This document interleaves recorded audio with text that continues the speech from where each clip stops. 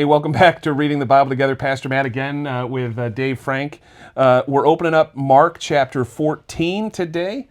I'll let Dave jump into the reading. The plot to kill Jesus.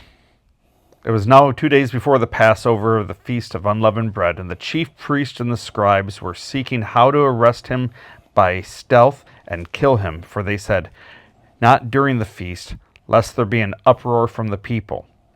And while he was at Bethany in the house of Simon the leper, he was reclining at the table. A woman came with an alabaster flask of ointment of pure nard, very costly, and she broke the flask and poured it over his head. There were some who said to themselves indignantly, Why was this ointment wasted like that? For this ointment could have been sold for more than 300 denarii and given to the poor. And they scolded her. But Jesus said, Leave her alone. Why do you trouble her? She has done a beautiful thing to me. For you always will have the poor with you, and whenever you want, you can do good for them. But you will not always have me. She has done what she could. She has anointed my body before the burial. And truly, I say to you, wherever the gospel is proclaimed in the whole world, what she has done will be told in memory of her. Then Judas Iscariot, who was one of the 12, went to the chief priests in order to betray him to them. And when he heard it, they were glad and promised to give him money. And he sought an opportunity to betray him. And on the first day of unleavened bread, when they sacrificed the Passover lamb, his disciples said to him, Where will you have us go and prepare for you to eat the Passover? And he sent the two of the disciples and said to them, Go into the city. A man carrying a jar of water will meet you. Follow him. And wherever he enters, say to the master of that house, The teacher says, Where is my guest room? Where may I eat the Passover with my disciples? And he will show you a large upper room furnished and ready to be prepared for us. And his disciples set out and went to the city and found it just as he had told them. And they prepared the Passover. And when it was evening, he came with the 12. And they were reclining at the table eating. Jesus said, Truly I say to you, one of you will betray me, one who is eating with me. They began sorrowfully to say to him after another, Is it I? He said to them, It is one of the 12, one who is dipping his bread into the dish with me. For the Son of Man goes as it is written of him, but woe to the man whom the Son of Man has betrayed. It would have been better for that man to not have been born. Yeah. And as they were eating, Jesus took bread, and after blessing, it broke it and gave it to them, and said, Take, this is my body. And he took a cup, and when he had given thanks, he gave it to them, and they all drank of it. And he said to them, This is my blood of the covenant, which is poured out for many. Truly I say to you, I will not drink again of the fruit of the vine until that day when I drink it new in the kingdom of God. And when they had sung a hymn, they went out to the Mount of Olives. And Jesus said to them, You will all fall away, for it is written, I will strike the shepherd, and the sheep will be scattered. But after I am raised up, I will go before you to Galilee. And Peter said to him, Even though they all fall away, I will not. And Jesus said to Peter, Truly I tell you, this very night, before the rooster crows, you will deny me 3 times. But Peter said emphatically, If I must die with you, I will not deny you. And they all said the same. And they went to a place called Gethsemane. And he said to his disciples, Sit here while I pray. And he took with him Peter, James, and John. And he began to be greatly distressed and troubled. And he said to them, My soul is very sorrowful, even to death. Remain here and watch. And going a little farther, he fell on the ground and prayed that if it were possible, the hour might pass from him. And he said, Abba, Father, all things are possible for you.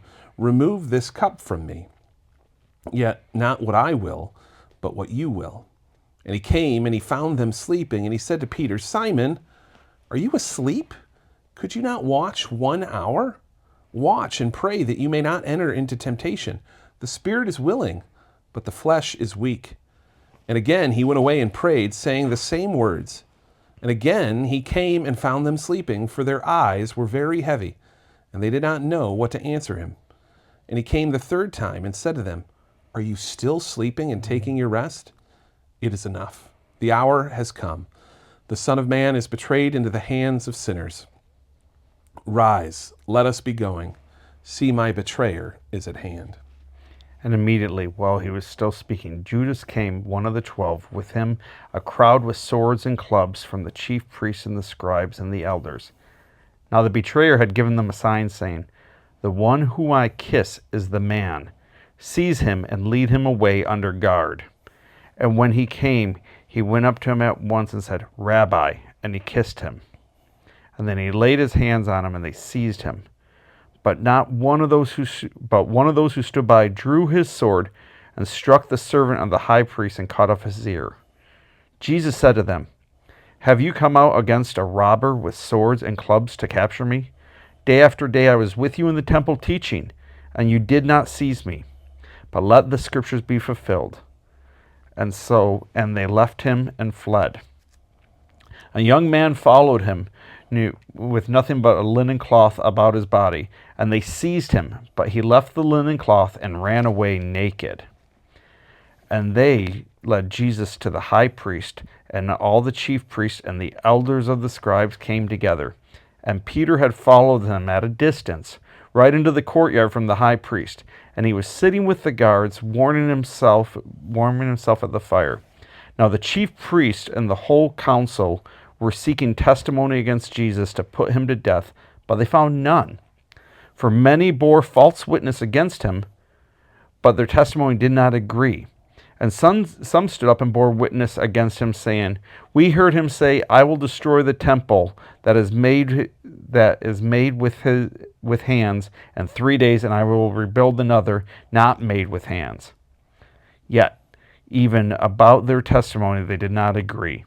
And the high priest stood up in the midst and asked Jesus, Have you no answer to make? What is it that these men testify against you? But he remained silent, made no answer. Again the high priest asked him, Are you the Christ, the Son of the Blessed? And Jesus said, I am. And you will see the Son of Man seated at the right hand of power and coming on the clouds of heaven. And the high priest tore his garments and said, What further witness do we need? You have heard his blasphemy. What is your decision? And they all condemned him, deserving death. And some began to spit on him, to cover his face and strike him, saying, Prophesy. And the guards received him with blows. And as Peter was below in the courtyard, one of the servant girls of the high priest came, and seeing Peter warming himself, she looked at him and said, You also were with the Nazarene, Jesus. But Peter denied it, saying, I neither know nor understand what you mean. And he went out into the gateway, and the rooster crowed. And the servant girl saw him and began again to say to the bystanders, This man is one of them. But again Peter denied it. And after a little while the bystanders again said to Peter, Certainly you were one of them, for you are a Galilean.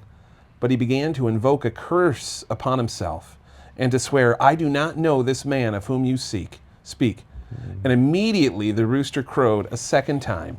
And Peter remembered how Jesus had said to him, Before the rooster crows twice, you will deny me 3 times. And he broke down and wept. Mark chapter 14, a long one today. Yeah. A lot going on. I think we could obviously point out many different things, and we'd invite you to do that in the comments so we could keep that conversation going. But what's going on for you? What sticks out in Mark 14 for you, Dave? You know, one of the interesting things was when the woman anointed him with the ointment. One of the things he said is, "You will always have the poor with you, Yeah. and you can help them whenever you want." It's a choice, right? Yeah. And I thought about that, the implication for me and for us as believers, that we can help whenever. Yeah. I mean, how many times have I waited and say, well, I don't know what to do. It's like, no. Jesus said, you can do this whenever you want. Yeah. And even in that moment, I know that's not necessarily what's going on, but I just see Jesus saying, see, you guys get to be a part of the ministry all the time, And so I don't know, for whatever reason, that was one of the things that just stood out to me today. No, I love that. And I love how upset the people get when it's so wasteful. But we're still telling stories about this woman 2,000 years later. So how wasteful was it if she's right if she's included in the Gospels? And I was reminded, this is one of the things I wrote down as I was going through this. I was reminded of my mom because she really, she always said on her tombstone she wants to say I broke even, and she had so little money, all we could write is broke. But my mom, her love for Jesus, and her funeral was just full of people celebrating this woman who loved Jesus, and for whatever reason, I was struck by this woman and her gift to Jesus, and just being reminded of my mom. And it's like the people who have nothing and they have Jesus have it all. Absolutely, absolutely. I think I'll take the thing that sticks out to me is the one thing that's unique to Mark's gospel, and some folks say that it's Mark kind of inserting himself in chapter 51 when a young man was following Jesus with nothing but a linen cloth about him. Jesus had gotten arrested, and so they try to grab this young man, and he runs away naked because he just squirms away and runs. And so it's like, okay, Mark, are you what's going on? It's kind of like in the midst of all this kind of negativity and awfulness. There was the naked guy. There was the hilarious, naked. Not in the Passion of the Christ, right? Right, Mel Gibson, you had a moment. No. But what does it mean for you though when we see this kind of Holy Week? This arrest of Jesus. We've got the Last Supper, the garden scenes. What meaning is there for you in this text? Just even in these verses, 70 some verses. Yeah. The recording of the amount of people who ran away and betrayed, and Jesus still dies for them. Yeah. You think about how many times it says they fled. The naked guy, they fled. All these people are running away. You're asking your disciples to stay awake, right? And they can't do that. Yeah. And he knows what's going to happen. And yet he still goes to the cross for people who run away from him. Yeah. Oh, man. That is... And that's you and me, right? I think that's the powerful thing for us even living right now. The meaning I want to take today is the plain answer Jesus gives. The most important question I think we have to answer for ourselves is who is Jesus? There are a lot of different answers out there, but when Jesus was asked by the high priest, like, are you the Christ, the Son of the Blessed? Jesus says, I am, and you will see the Son of Man seated on the right hand of power and coming with the clouds of heaven. If Jesus is the Christ, that means he's anointed. That means he is the Messiah. If he's anointed, it's anointed to do something in particular that only Jesus can do. And like you said, he died for people who ran away. He died for people who hid and cowered. And so I'm taking that as my kind of deep meaning today. But what are you going to do with this long chapter of Scripture, Mark 14? What are you going to do after reading? Ask God and Jesus to help me see people who frustrate and hurt me, just as Jesus did, and those are people that he loved so much he died for.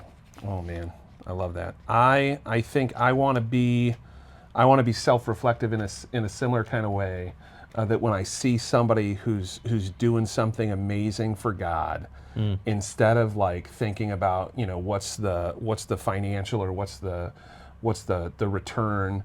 Just be joyful and celebrate, right? Like this is some amazing act of love, and I don't want to be like the disciples who were like nitpicking the budget, but they had an opportunity to celebrate something great. So I want to do that. But what about you? We'd love to hear from you in the comments. Send us an email. Talk to us in the hall.